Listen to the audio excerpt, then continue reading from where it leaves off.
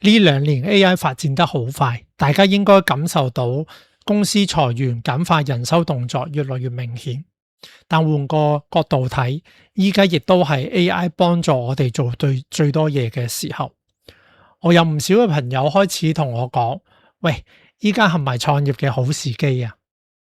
根據 GEM 2425全球報告入邊講，依家每4至5個年輕人就會有一個想創業。呢個數據反映咗大家嘅危機意識，但係得意嘅係真正落手落腳嘅其實唔多。我通常問身邊嘅朋友究竟猶豫緊啲乜嘢，通常有3個。第一，怕輸，好怕投入咗時間精力，最後得一個吉。第二，會覺得未準備好，無論生意模式、marketing、資金、技術，永遠都覺得唔夠。第三，冇足夠嘅資金去支持生意同埋嚟緊嘅生活所需，缺乏安全感。呢啲聽起嚟係咪都覺得好理性？其實呢個喺心理學叫做評估模式陷阱。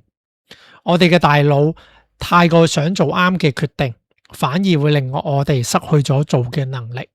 咁樣我哋就會遲遲都唔起步。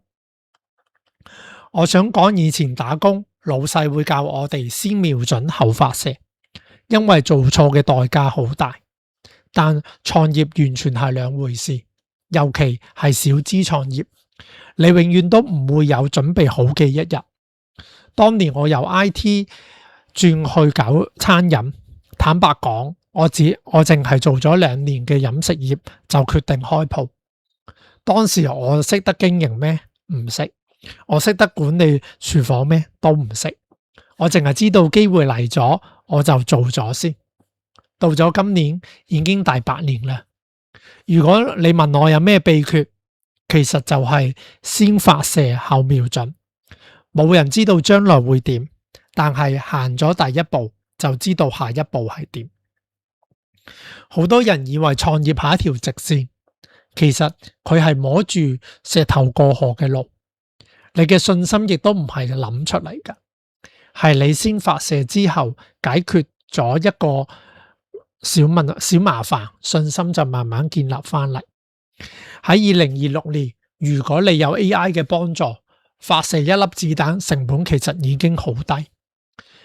與其不斷瞄準一個目標，不如先開第一槍試下方向。最後我想講，機會有時唔等人。趁年輕負擔少嘅時候，行動就係唯一嘅門票。唔好再等完美，因為完成比完美更為重要。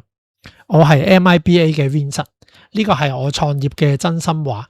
如果你仍係猶豫嘅，不如今日先發射你第一粒子彈。我哋下集見。